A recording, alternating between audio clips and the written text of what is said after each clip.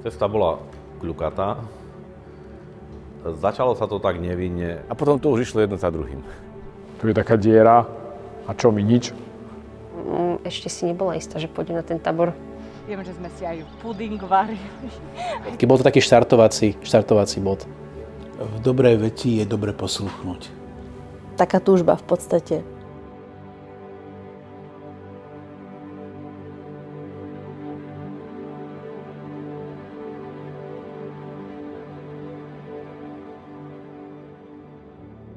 Táto aktivita začala po európskom stretnutí Eurojam 2003 v Želasku, po ktorom páter Milan Lach napísal článok do slova a tu sa ozval otec Daniel Galajda, ktorý mal záujem takisto o vytvorenie akýchsi novej pastoračných pomôcok vo svojej farnosti.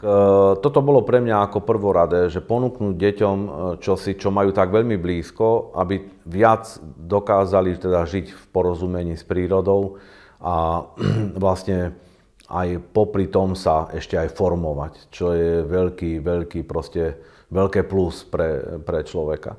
Urobilo to na mňa ako taký silný dojem a to, že keď sme videli, že na tej mape tej Európy vo všetkých krajinách už ten FSS Scouting bol a Slovensko bola taká diera, kde bolo prázdno, nebolo napísané nič. V roku 2003 som potom v auguste bol v Ríme, tam som sa stretol s vladykom Cyrilom Vasilom a dali sme hlavy dokopy a tak nejako v decembri potom sa nám podarilo spolu stretnúť v Litmanovej u mňa na fare a stretli sme sa s rodičmi, s deťmi a už to bol de facto náš taký oficiálny štart, oficiálny začiatok. To mi imponovalo takisto, že laici to vedú všetko. My sme kňazi, my nezohrávame dôležitú úlohu. Kňazi tam, duchovní asistenti majú porádny hlas a starajú sa o duchovnú formáciu, ale všetko je na laikoch. Keďže mi bolo povedané, že musíš mať nejakých laikov, ktorí to budú robiť, tak som hneď vytipoval vlastne dvoch takých najbližších. Pre dievčatá to bola Monika Hlinková a pre chlapcov to bol Jano Dubníček. Ja som v tom videla, že je tu aj formácia, že to nie je ako všetky hnutia, také erko, je to o formácii, ale mne sa to páčilo, že je to aj s prírodou, že nie je to také, že niekde len v izbe, v nejakej klubovni sa to deje, ale že je to také živé. Jedno po obede si tak pamätám, že som bola u nich a potom som odchádzala a na dverách mi vraví, že nechceš byť vedúca pre dievčáta, že? Ja hovorím, že dobre. A to bolo všetko. Ten vzťah k mládeži, alebo práce, služby s mládežou bol úplne u mňa prirodzený. Že som poslúchol tú ponuku, bolo to z lásky, bolo to spontánne a nikto ma do toho nemusel teda tlačiť. Dnes spätne vidím, že aj také úsmevné, že vlastne s akou vervou a s akou chuťou sme išli do niečoho, o čom sme ani dosť dobre nevedeli, čo to presne je. Mám v pamäti stretnutie tak v decembri roku 2003 v Litmanovej v chráme, bolo tam aj tak trochu zima, kde sme vlastne predstavili mladým a ich rodičom, čo vlastne skauting je. Teraz už vladyka Cyril sa opýtal, že čo je to skauting? Ja som vtedy, to bol rok po mojich štúdiách v Amerike, že taká plná nabudená, som mala 18 rokov, tak som tak rozmýšľala, že už som to počula, ale som si tak úplne nevedela spomenúť, že čo to vlastne znamená. Tak ma to tak naštvalo, že dokiaľ neviem. Som to počúvala a on povedal takú vec, že to sú prieskumníci, skauti sú prieskumníci. Tak to ma tak negatívne zarazilo, že prieskumníci, taký trapas trochu, sa mi to zdá. A sme mali prezentáciu a potom sa pýtali ešte niečo, a boli nadšení, že ideme do toho a bolo tam, 40, sme mali skautov, 40 dievčat, či jak to bolo, tam boli také čísla, že nám každý chcel byť skaut. Že pán v cerkvi povíli, bude v lete tábor, poďte na tábor, a vlastne Litmanová bola úplný unikát v celej FSE v danej dobe, lebo my sme mali vlastne jediný, ešte ani nie zbor, ale oddiel a vlastne z dediny bolo 100% detí boli skauti a vodkyne. Takže to bola úplná šupa. Tak ten prvý tábor vlastne tiež bol skôr taký spontánny. Samozrejme, neviem, či sa to dá nazvať úplne prvým táborom. Bol to taký pokus o prvý tábor. Viem, že sme spali tu tak na kopci a bolo veľmi zle.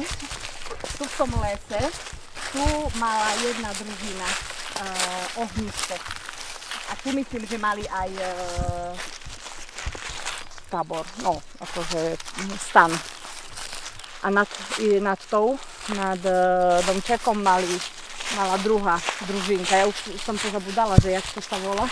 Samozrejme, v tom čase sme sa nemali o koho tu na veľmi oprieť a preto som poprosil mojich talianskych vedúcich, boli to konkrétne vedúce, ktoré mohli s nami prísť na tábor a jednak slovom, jednak príkladom ukázať mnohé praktické veci z táborenia a súčasne ale aj doplniť metodologické kroky.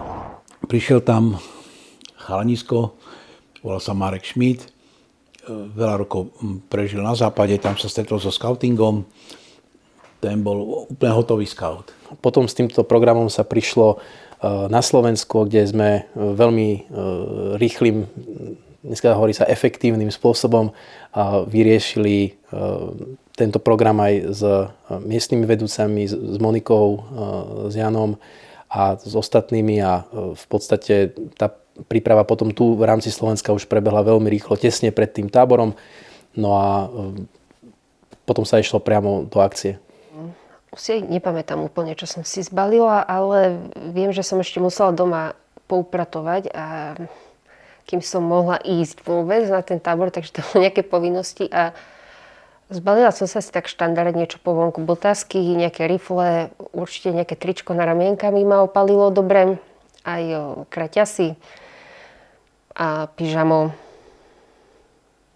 To bola asi taká moja predstava. Tú fotku, kde som tam v tričku na ramienka a kedy bojkotujem uniformu, hej? Ja som robil takého provianťáka, takže ja som dennodenne zabezpečoval prísun potravín do toho tábora.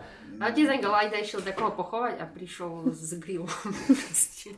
A keďže tých detí bolo relatívne dosť na tom tábore, vlastne oni všetci viac menej chceli tam byť, takže bolo čo o to viac, že nemal som také skúsenosti a bolo to na tej horskej lúke pod lesom, bolo treba tam sa dostať autom, no vtedy tá Škoda Felicia, to bolo také autíčko ešte, by som povedal, nie je úplne vhodné do terénu.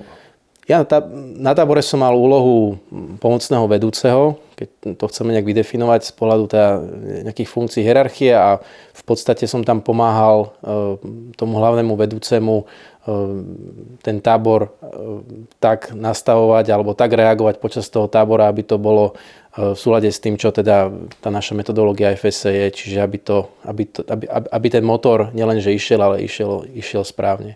Slúžiť tým mladým ľuďom. To bola jediná moja úloha. Ja som sa ani tak nebral, že som akože vedúci. Hej, to som ani tak nebral. To bola skôr zodpovednosť, ktorá mohla zväzovať. Moja úloha na tomto tábore bola asi dievča pre všetko. V prvom rade som bola asi prekladateľka. Bola som takou pravou rukou, alebo ľavou, alebo čímkoľvek jazykom, ktorý prekladal. Moja úloha bola taká istá ako na všetkých ostatných skautských táboroch. Robil som predovšetkým duchovnú službu, ale keďže som súčasne bol takým pojítkom medzi slovenským a talianským elementom, tak som súčasne robil samozrejme tlmočníka a ako to býva potom aj všetko to, čo bolo potrebné od šoféra, od organizátora hier. Vlastne som bol jedným z vedúcich v tomto zmysle, aj keď to nie je typicky kňazská úloha, ale v tej chvíli som ju takto musel suplovať. My sme duchovné veci s vladykom Cyrilom riešili. Možno tak, že bolo niečo pomôcť, treba niekde ukázať, že jak, alebo sme chodili zasobovať, alebo keď niekto bol zranený, tak sme šli odviezť do nemocnice, do lekára, alebo niečo také. Ale ja som tam nemal nejakú vodcovskú úlohu, alebo som to sa neradil do toho. Viem, že sme liturgiu tak slúžili na takom kopci. Taký oltár sme mali postavený a tam sme slúžili. Bol otec Vasil Kindia s nami tam slúžil, otec Daniel, ja, vladyka Cyril. Neviem, či neprišiel vladyka Jan dokonca tam k nám raz. Takže po teoretickej stránke ten program bol celý pripravený. Jeho názov bol Inkordáta, to znamená reťaz horolezcov, ktorí lezú a sú navzájom prepojení. Je to taký symbol, ktorý v Taliansku používajú. Mali sme normálne nástenku, ktorá bola verejná. Každý deň sa hral ešte aj scoutball. Tam vlastne to bol turnej, ktorý sa vyhodnocoval na konci tábora. Potom sa tam nejak budovali ešte také aktivity, že kto prvý pribehne po krík a takéto veci. Poriadok sa hodnotil. Družinový duch sa hodnotil. No a tá naša reťaz, vlastne symbolika toho celého bola, že každý z nás je to očko v tej reťazi. Čiže každý jeden z nás je tam dôležitý.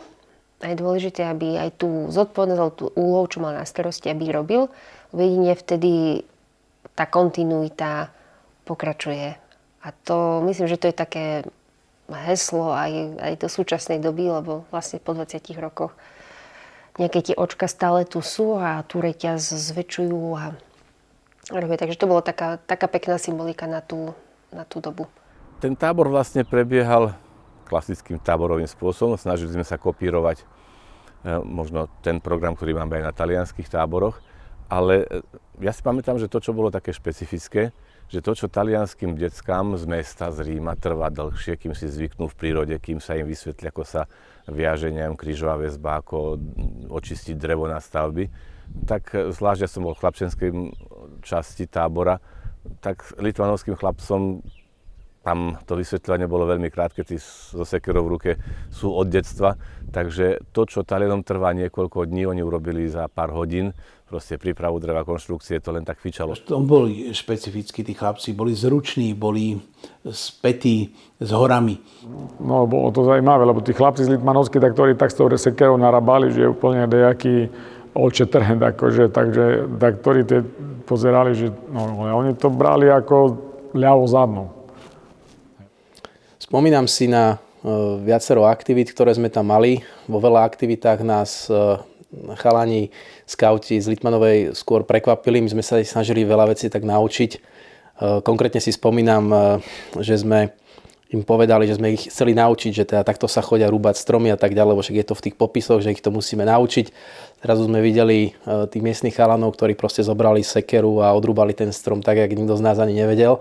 Takže tam sme si museli to vydefinovať, že áno, že ten scouting nie je len teda o tom, že sa ide odrúbať strom a tak, ale potom sme vlastne s tými scoutami sedeli nad tým, že ten scouting je formácia celistva tej osobnosti. A jedna z tých súčastí je, povedzme, aj naučiť sa odrúbať ten strom. Pre mňa bol kultúrny obrovský zážitok, že sme si robili čaje z byliniek, ktoré boli v lese.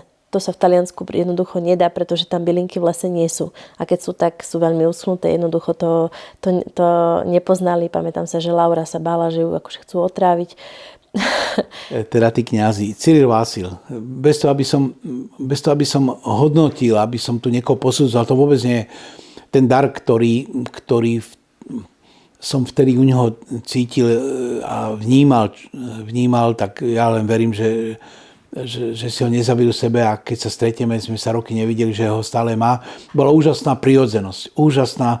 Už vtedy viem, že mal vysoké postavenie v cirkvi a choval sa úplne v pohode.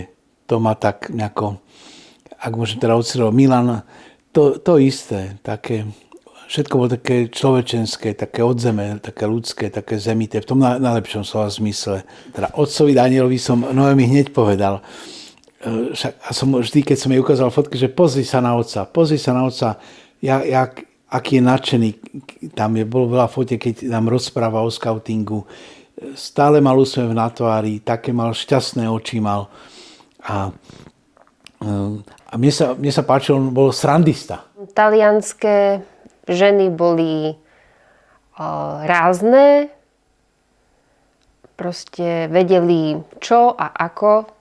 To sa mi tak páčilo, vedeli proste byť taký, že urobiť aj poriadok a potom vedeli tancovať aj okolo taboraka. Naša vedúca bola vlastne Monika Hlinková. Tak Monika bola taký aniel, taký príjemný element proste, ktorý sa vedel aj zasmiať a aj nás tak povzbudiť možno, že? Že je trošku taký terén kopcovitý, no ale nič lepšie sme nenašli. My sme tu aj v tej chatke, aj sme mali veci, aj proviant, aj tak, takže to nám veľmi pomohlo, že sme mohli sa skryť. No ja, a tam už by nemala byť, hej. No, je to dosť také... Hej, to tak ani nenájdeš. Tie skály a ten terén, to je komplikované. Ale veľmi sa im páčilo aj ten domček už tam nie je, už je asi zbúraný. A pri tom domčeku si pamätám, že som sedela s Vladikom Cyrilom a on mi tam takú prípravu so mnou robil. A si pamätám, že som mala vtedy akože strach z toho, že skautský sľub, že či ja to vôbec som hodná toho. Ale akože no, som aj potom, aj sme asi o tom rozprávali, už nepamätám veľmi si na tú prípravu, ale aj som si uvedomila, že vlastne byť kresťanom je viac ako skauting. A to znamená, že keď som bola pokrstená, tak myslím, že väčší záväzok som si nezobrala. Tak ako, myslím, že potom som bola spokojná. Aby si videla dobrá Jeruzalema po všetkým svojho života. Fidando sulla tua lealtà, ti invito a pronunciare la tua promessa. Dôverujem tvoju vernosť. Vyzývam ťa teda, aby si zložila svoj sľub.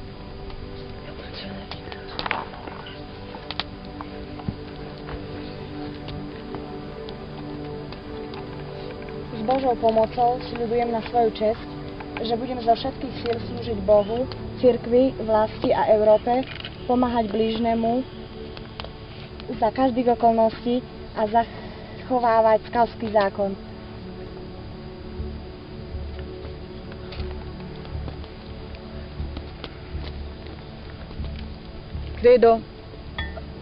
Credo sul tuo onore che manterrai la tua promessa, per cui da questo momento fai parte della grande famiglia delle guide. Verím v tvoju česť, že budeš zachovať tento sľub. Preto od tejto chvíle zastávaš členom veľkej rodiny skautov. Saluta.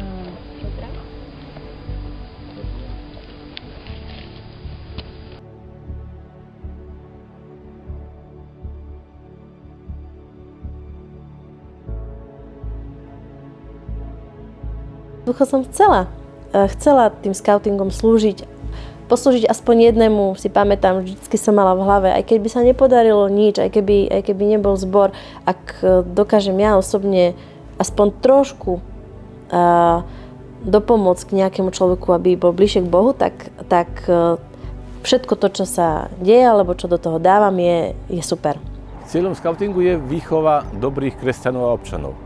Jednoducho formovanie mladých ľudí, ktorí sú schopní dať svojmu životu zmysel aj prostredníctvom služby, nielen vlastným získaním akýchsi kvalít alebo benefitov, ale aj radosť z toho, že môžu toto poznanie a tieto skúsenosti odovzdať novej generácii. Aby skauting bol stále tým miestom, priestorom, časom pre mladých ľudí na formáciu. To je, myslím si, že zmyslom, cieľom a tak ďalej. A my všetci, čo sme okolo, či ako duchovní, alebo Krista veriaci laici, aby sme tomu napomáhali. Skauting by mal prinášať ľuďom prostredie, v ktorom si môžu poprvé vyskúšať, ako to je žiť vo svete a v spoločenstve ľudí, kde platia tie pozitívne hodnoty, kde platia skôr tie pozitívne prístupy k životu, kde platí pomoc, služba, všetky tie pozitívne hodnoty. Vlastne to, čo scout, strážkyňa má v svojom mote, že hľa, tu som vždy pripravená slúžiť, to je vlastne cieľom skautingu.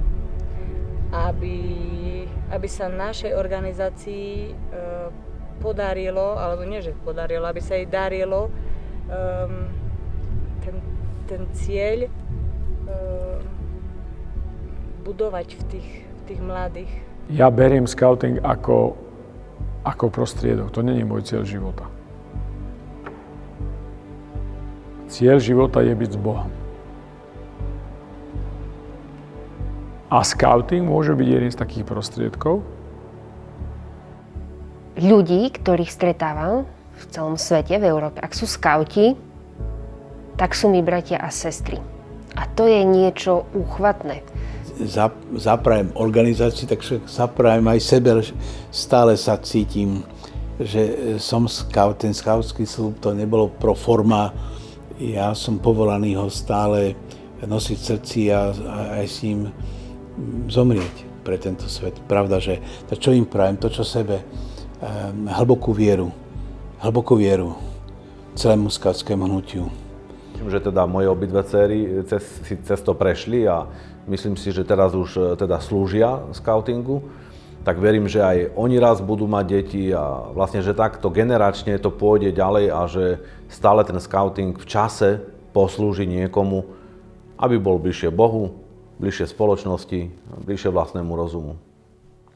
A teraz môj taký jeden z veľmi pevných, možno aj sebeckých nazvem cieľov je to, aby tie moje deti, ktoré mi teraz dorastajú, jednoducho mali ten skauting, mali tú možnosť zažiť to pekné, aby mali možnosť zažiť, že môžu sa baviť bez toho, aby ostatní zosmiešňovali, aby zažili dobrodružstvo, aby prekonali svoje hranice, aby mali z toho dobrý pocit. Jednoducho im to strašne chcem dať.